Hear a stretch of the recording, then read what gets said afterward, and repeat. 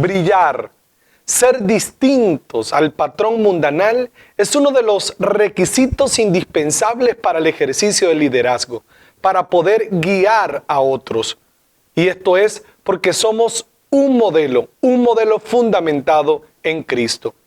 Dice la palabra del Señor en Primera de Tesalonicenses, capítulo 5, versículo 23, que Dios mismo, el Dios de paz, los santifique por completo y conserve todo su ser, espíritu, alma y cuerpo irreprochable para la venida de nuestro Señor Jesucristo. Como hemos aprendido acá en casa, para alcanzar la santificación o la santidad, Dios nos ha provisto 3 medios. El primero es su palabra. A través de su palabra nos santifica. El segundo es su sangre, que nos limpia, que nos lava, que nos hace dignos, y su espíritu, que nos permite, porque es santo, caminar y vivir en santidad y mantenernos en ella. Sin embargo, de nada sirve lo que Dios nos ha provisto para ser santos si nosotros no ponemos de nuestra parte, si no tenemos disposición. Para que se concrete la santificación ante estos medios, como hemos aprendido, debemos ejercitar la fe, creer en la palabra a ciegas. El Señor nos va guiando, nosotros vamos viendo en su palabra como un tablero, como quien conduce un avión, y su palabra nos va ahí viendo, y con su voz vamos conectándonos con su palabra, y con esa fe nosotros vamos a caminar en santidad. Igualmente, creer en la eficacia de la sangre de Cristo, que auténticamente nos limpia del pecado, y mantener nuestra relación con el Espíritu Santo. Esa fe que nosotros podamos caminar en santidad, ese tipo de fe verdadero que incluye las obras, porque como hemos aprendido en la misma palabra del Señor, la fe sin obras está muerta. La santificación, por lo que hemos leído, incluir todo nuestro ser, el cual es espíritu, el alma y el cuerpo. En estas 3 partes se incluyen el ser, y hay que conservarse puros para Dios en las 3 áreas. Dios creó el ser humano en un principio con un orden, asimismo, espíritu, alma y cuerpo. Pero cuando entró el pecado, se invirtió ese orden, y ahora no somos espíritu, alma y cuerpo, sino que nuestra prioridad es cuerpo, en segundo lugar el alma, y en tercer lugar hemos puesto el espíritu. Antes de pecar, el interés de Adán era espiritual, pues en primer orden estaba lo espiritual para él. De allí que se ocupaba de obedecer a Dios, de relacionarse con Dios. El cuerpo estaba en tercer lugar, por eso ni se avergonzaba de andar desnudo. Pero después que pecó, el orden se invirtió y se ocupó principal y casi exclusivamente del cuerpo. De una vez trató de vestirse. Ya no se interesó por su relación ni obediencia a Dios, sino que se interesó por su cuerpo. Y Cristo, como sabemos, vino a vencer el pecado, y al hacerlo, a restaurar al hombre en su condición original, de manera que nuestra prioridad vuelva a ser lo espiritual, nuestra relación con Dios. De segundo, pues, continúe el alma, y podamos mover el cuerpo al lugar donde originalmente estaba, al tercer lugar. Consideremos los 3 elementos y comencemos por el espíritu. El espíritu es dado por Dios, dice Eclesiastés capítulo 12, versículo 7. Volverá entonces el polvo a la tierra, cuando se habla de la muerte física, como antes fue, y el espíritu volverá a Dios, que es quien lo dio. El espíritu es la esencia de la vida, es el soplo de Dios. En Génesis capítulo 2, versículo 7 dice que Dios, el Señor, formó al hombre del polvo de la tierra y sopló en su nariz hálito de vida, y el hombre se convirtió en un ser viviente. Como entendemos entonces, la muerte es básicamente la separación de las 3 partes que componen el ser, el espíritu, el alma y el cuerpo. Al morir, el espíritu de vida, ese soplo de Dios, porque en el momento de la eternidad, que solo Dios conoce cuándo fue ese momento, que se unió lo que aporta el hombre, el gen que aporta el hombre y el óvulo de la mujer. En el momento que se unen, Dios sopla. Ese es el soplo de vida, ese es el espíritu, que siempre vamos a conseguirlo en la Biblia escrito con E minúscula. Y cuando se refiere al espíritu de Dios, lo vamos a conseguir con E mayúscula. Así que cuando morimos, precisamente ese espíritu, como Dios lo dio, vuelve a Dios, según lo que acabamos de leer en Eclesiastés capítulo 12, versículo 7. Entonces, Dios es el que lo da y a Dios vuelve. Entonces entendemos por esto que para poder acercarnos a Dios y agradar a Dios hay que atender a lo espiritual, sensibilizarse con lo espiritual. En el Evangelio de Juan, capítulo 4, versículos 23 y 24 dice: porque se acerca la hora y ha llegado ya en que los verdaderos adoradores, los que le agradan, rendirán culto al Padre en espíritu y en verdad. Porque así quiere el Padre que sean los que le adoren. Dios es espíritu y quienes lo adoran deben hacerlo en espíritu y en verdad. En el pecado, el espíritu muere. Por ello es necesario el nuevo nacimiento. En Efesios capítulo 2, versículo 1, el apóstol Pablo dice que nosotros estábamos antes sin Cristo muertos en delitos y pecados. Se refiere a la muerte espiritual porque no teníamos interés por lo espiritual. Y en la conversación que tiene el Señor Jesús con Nicodemo, en Juan capítulo 3, vemos que el Señor pone en paralelo una diferencia entre lo carnal y lo espiritual, refiriéndose a la importancia que tiene lo espiritual. ¿Cómo santificar el espíritu? Porque como leímos, hay que santificar el espíritu. Bueno, por el nuevo nacimiento y la unión con Cristo. Ya nosotros hemos nacido de nuevo, si estamos acá es por ello. Ya somos nuevas personas y ese nacimiento, como le explicaba Jesús a Nicodemo, no es físico, sino es espiritual. Hemos retomado la vida espiritual nuevamente porque en el pecado lo espiritual está muerto. Hemos resucitado con Cristo. Cuando la Biblia se refiere a eso es porque entonces nuestro espíritu recobró vida. Hemos retomado la vida. Entonces por eso, por el nuevo nacimiento y mantenernos en unión con Cristo, nosotros santificamos el espíritu. En 1 Corintios capítulo 6 versículo 17 dice: pero el que se une al Señor se hace uno con Él en espíritu, porque Dios es espíritu. Una vez que se nace de nuevo y se concreta la unión con Cristo, viene el Espíritu de Cristo, que es el Espíritu Santo, a unirse a nuestro espíritu. El cuerpo no cambia de condición, pero el espíritu sí. Básicamente entonces nacemos de nuevo, somos nuevos o resucitamos. Veamos lo que dice la palabra del Señor en Romanos capítulo 8 versículos 10 al 16. Pero si Cristo está en ustedes, el cuerpo está muerto a causa del pecado, pero el espíritu que está en ustedes es vida a causa de la justicia. Y si el espíritu de aquel que levantó a Jesús de entre los muertos vive en ustedes, el mismo que levantó a Cristo de entre los muertos también dará vida a sus cuerpos mortales por medio de su espíritu que vive en ustedes. Por tanto, hermanos, tenemos una obligación, pero no es la de vivir conforme a la naturaleza pecaminosa. Porque si ustedes viven conforme a ella, morirán. Pero si por medio del Espíritu dan muerte a los malos hábitos del cuerpo, vivirán. Porque todos los que son guiados por el Espíritu de Dios son hijos de Dios. Y ustedes no recibieron un espíritu que de nuevo los esclavice al miedo, sino el Espíritu que los adopta como hijos y les permite clamar: Abba, Padre. El Espíritu mismo le asegura a nuestro espíritu que somos hijos de Dios. Esto está más que claro. Lo que vengo explicándoles está allí claramente presentado en la palabra del Señor. El espíritu se inclina por todo lo que es de Dios. El cuerpo, que ya lo voy a explicar más extendidamente, se inclina por lo carnal.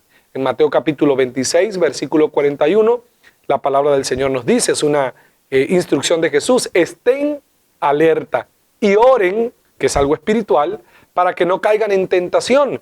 El espíritu está dispuesto, pero el cuerpo es débil. Así que debemos estar pendientes, vigilantes. La oración, que es una práctica espiritual, a veces se dificulta, nos cuesta hacerlo precisamente porque es algo espiritual y nosotros estamos en un cuerpo físico, como lo sabemos. Y por eso nosotros, para no caer en la tentación del pecado, para no caer en lo malo, debemos tener esa práctica espiritual y debemos mantenernos alerta, porque nuestro espíritu siempre va a estar dispuesto, pero nuestro cuerpo es débil, se va a inclinar por lo carnal. El segundo elemento que forma parte de nuestra constitución, como ya vengo explicándoles, es el alma. El alma es lo que somos en sí, es la persona en sí. El alma es lo que somos realmente. El alma es la personalidad, es de donde fluyen, así se define, como el asentamiento de los sentimientos, de las emociones y de la voluntad. Como sabemos, el alma es de carácter eterna, el espíritu va a Dios, que lo dio, como leímos en Eclesiastés 12:7, el cuerpo vuelve al polvo y el alma es lo que nosotros somos. Cuando nosotros vamos a un funeral, en el féretro, en el ataúd, vemos un cuerpo muerto, este cuerpo que es como una tienda de campaña, que no es una casa firme, sino una casa transitoria, se va a deshacer, se deshiciere, dice el apóstol Pablo, porque así pasa con el cuerpo, pero el alma es, no vemos el alma de la persona porque es lo que somos en sí. Todos nosotros vivimos en un cuerpo físico, ¿sí? Es nuestra residencia temporal, pero no es nuestra residencia eterna, allí no vamos a vivir siempre. Es más, el cuerpo transformado en el que promete la palabra del Señor en 1 Corintios 15, en el que vamos a ser transformados, no tiene nada que ver con este cuerpo que se desgasta, este cuerpo que tiene limitaciones y que a causa del pecado falla, ¿sí? El alma, lo que somos, pues el espíritu vuelve a Dios, que es el que da la vida, y el alma es lo que se determina según nuestra fe a dónde va a ir el alma, ¿sí? Después que partimos de esta tierra. Es a lo que nos referimos o a lo que se refiere la Biblia también cuando habla del corazón. Recordemos Proverbios capítulo 4, versículo 23, dice: sobre toda cosa guardada, guarda tu corazón, porque de él mana la vida. Allí se refiere al alma. Cuida tu alma, cuida tu persona, cuida quién eres en esencia. Y lo que somos en esencia no puede verse. Somos sentimientos, somos emociones, somos voluntad, somos decisiones. Eso es lo que somos y eso debemos cuidarlo. Por lo descrito en el Salmo 103, del verso 1 al verso 6, los tres componentes de un ser humano, de los tres componentes del ser humano, el alma es quien peca, no es el cuerpo, es el alma, porque se deja llevar por lo carnal y no por lo espiritual. Cuando nos dejamos llevar por lo carnal, pecamos, pero peca es el alma, el cuerpo no. El alma es la que se hunde en las circunstancias de la vida, el alma es la que se enferma, el alma es la que sufre las consecuencias del mal, el alma es la fuente de toda expresión de la boca y el alma es la que envejece. ¿Cómo santificar el alma? Bueno, por la obediencia a la palabra. Es lo que nos aconseja el apóstol Pedro en la primera carta que escribió. Cuando nosotros somos obedientes a la palabra, nuestra alma es santificada. Nuestra alma pues toma vida, porque tenemos más conexión con lo espiritual que con lo físico. Por eso es que estaba en tercer lugar. ¿Y cómo más santificamos el alma? Absteniéndonos de los malos deseos. Y abstenerse significa contener, refrenar, apartar, privarse de algo. No participar en algo a lo que uno puede tener derecho, pero que te contamina. Es decir, no concederle al cuerpo lo que el cuerpo pide. Los deseos carnales combaten contra el alma y eso significa que son opuestos al bienestar del alma. Y nosotros tenemos experiencia con ello. A veces estamos acostados, durmiendo, pero llega la hora de levantarnos y no le damos gusto al alma, nos levantamos porque tenemos compromiso. Porque si dijéramos e hiciéramos todo lo que queremos, cuando queremos y por qué queremos, entonces estaríamos totalmente arruinados. Por esa razón entonces es clave que nosotros, para santificar nuestra persona, obedezcamos la palabra del Señor y nos abstengamos de seguirle la corriente a nuestro cuerpo, a nuestra parte física. Y precisamente entonces ahora hablamos del cuerpo. El cuerpo, como sabemos, fue hecho del polvo de la tierra. Eso está en Génesis capítulo 2, versículo 7, que ya leímos, y que vuelve a la tierra una vez morimos. De ahí venimos y allá va el cuerpo. De ahí va, polvo somos y al polvo volvemos. Y eso se refiere al cuerpo. El orden original que Dios creó, las tres partes del ser. El cuerpo, como ya dije, ocupaba el último lugar, pero por el pecado alcanzó el primer lugar. Por ello, la inclinación del ser humano es siempre hacia el cuerpo. Y las obras del cuerpo, de la carne, están descritas en Gálatas capítulo 5, versículos 19 al 21. Y a manera de una síntesis, dice que las obras de la carne son la impureza sexual y la inmundicia, lo que es mundano, es oponerse a Dios porque la carne es física, por el pecado está contaminada, entonces se va a oponer al espiritual y Dios es espíritu. Las obras de la carne son egoísmo, yo estoy primero, los malos sentimientos hacia el prójimo, si yo estoy primero los demás son desplazados y son mis enemigos, y desde luego que los excesos. Esa es la obra de la carne. Voy a repetirlo: impureza sexual, hacer lo que no conviene, la impureza del mundo, oponernos a Dios, el egoísmo, el primero yo, los demás están después, y los excesos. Todo lo que sea exceso es una obra carnal. Y hay algunos desbalances en el uso del cuerpo que presentan dos extremos que son, desde luego, que opuestos y también peligrosos. El primer extremo es la adoración al cuerpo, es agradar al cuerpo. Ejemplo, quienes se entregan a la glotonería o a la gula. La Biblia habla en contra de eso. También quienes se dedican al cuerpo para exhibirlo, para caer en una vida libidinosa o en la lujuria. Para lograr esto, pues hacen sacrificios terribles a nivel alimenticio y hasta cambios físicos por medio de cirugías y elementos externos, con el fin de darle al cuerpo lo que consideran, según este mundo, la apariencia ideal. El cuidado del cuerpo debe ser por salud, no por presunción ni por vanidad. ¿Sí? Entonces hay que tener en cuenta que si como mucho estoy agradando al cuerpo por entregarme a la gula y a la glotonería. Y tampoco debo tener ese extremo, ¿verdad?, de tener un modelo de cuerpo que lo desfiguro o que me privo de muchas cosas para agradar al cuerpo. Por otra parte, el otro polo opuesto es el maltrato del cuerpo. Si en la adoración al cuerpo se le da relevancia al cuerpo más de lo que se debe, el maltrato del cuerpo, sigue también la corriente del mundo, porque en el caso del maltrato del cuerpo se sigue una corriente más de corte religioso. Ciertamente, inclinarse al cuerpo es un desbalance, tanto como desestimarlo por completo. El argumento para los que siguen esta corriente de maltrato es que el cuerpo es un estorbo para alcanzar un mejor estatus delante de Dios. Claramente se explica en Colosenses capítulo 2, versículos 20 al 23, que maltratar el cuerpo es una enseñanza humana y que de ninguna manera contribuye en la batalla contra el pecado. Una de las enseñanzas humanas antiguas que hoy ha tomado otro tinte y es del mismo carácter religioso es ese de la circuncisión. Por eso Pablo dijo, guárdense de los mutiladores del cuerpo.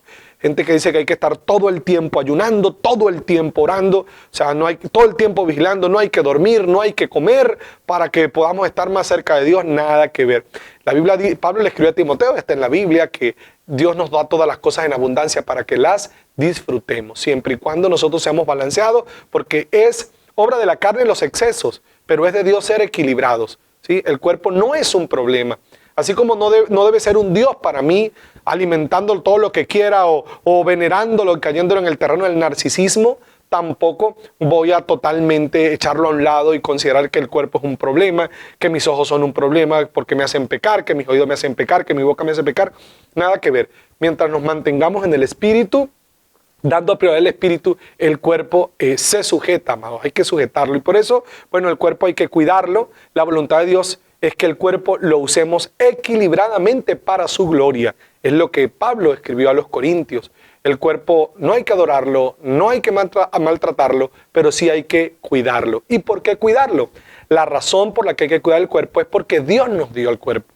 En 1 Corintios, el apóstol Pablo habla de que nuestro cuerpo es templo del Espíritu Santo. Es morada del Espíritu Santo, es habitación del Espíritu Santo, que el Espíritu Santo habita allí. Por eso nos conviene una alimentación balanceada, nos conviene el ejercicio físico, nos conviene evitar el afán y llevar una vida de paz o en paz, porque de esa manera pues estamos enriqueciendo nuestro cuerpo. El sobrepeso, la obesidad, por otro lado la desnutrición, la anorexia, la anemia, bien pueden ser enfermedades, pero también pueden ser muestras de un cuerpo descuidado. Por esa razón nosotros debemos cuidarnos, durmiendo bien, alimentándonos lo mejor posible, teniendo una vida balanceada a nivel emocional, porque eso puede afectar el cuerpo, haciendo ejercicio físico, caminando, practicando alguna disciplina deportiva que nos permita, sin caer en el terreno de adoración al cuerpo, mantener un balance. ¿Sí? Entonces, en cuanto incluso a la vestimenta, a la apariencia física, nosotros tenemos que también ser equilibrados y obedientes a la palabra del Señor. No estamos aquí para legislar en tu vida acerca de cómo vas a vestir o cómo no, pero sí, pues, Me refiero en detalle. En líneas generales, lo que Dios espera es que nosotros seamos equilibrados también en la manera como vestimos, como cubrimos nuestro cuerpo, que seamos obedientes a la palabra y no seguir la corriente del mundo para evitar precisamente caer en excesos y en pecado. En Primera de Pedro, capítulo 1, versículos 13 al 15, se nos aconseja: por eso dispónganse para actuar con inteligencia, tengan dominio propio, pongan su esperanza completamente en la gracia que se les dará cuando se revele Jesucristo. Como hijos obedientes, no se amolden a los malos deseos que tenían antes, cuando vivían en la ignorancia. Más bien sean ustedes santos en todo lo que hagan, como también es santo quien los llamó. Una referencia maravillosa que nos llama a la reflexión. ¿Cómo debo vestir? Aquí está. Mira, considera cómo Dios lo ve, cómo te sientes ante Dios. Tampoco vamos a andar exhibiéndonos, ¿sí? Pero tampoco vamos a andar vestidos todos harapientos o todo mal vestidos para aparentar una santidad no verificable, ¿sí? Debemos tener siempre un balance en cuanto a esto, las mujeres en su manera de vestir, que agraden a Dios, que agraden al marido, porque lo dice la palabra del Señor en 1 Corintios capítulo 7, la mujer tiene que tener cuidado de agradar al marido y el marido a la mujer, ¿sí? Y los jóvenes también cuidar su forma de vestir, no seguir la corriente del mundo, sino ser equilibrados, no caer en el exhibicionismo, pero tampoco caer en el total y completo abandono, ¿sí? Y no daríamos entonces testimonio de la luz del Señor en nuestra vida, no seguir corrientes mundanales de modas locas, torcidas, pervertidas, sino ser equilibrados. Recordemos también, hablando del cuerpo, que el pecado sexual contamina el cuerpo y hay que cuidarnos de ello. Dice 1 Corintios capítulo 6, versículos 12 al 15, todo me está permitido, pero no todo es para mi bien.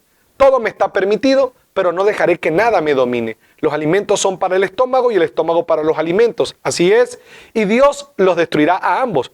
Pero el cuerpo no es para la inmoralidad sexual, sino para el Señor y el Señor para el cuerpo. Con su poder Dios resucitó al Señor y nos resucitará también a nosotros. ¿No saben que sus cuerpos son miembros de Cristo mismo? ¿Tomaré acaso los miembros de Cristo para unirlos a una prostituta? Dice él, jamás. Para la impureza sexual, jamás.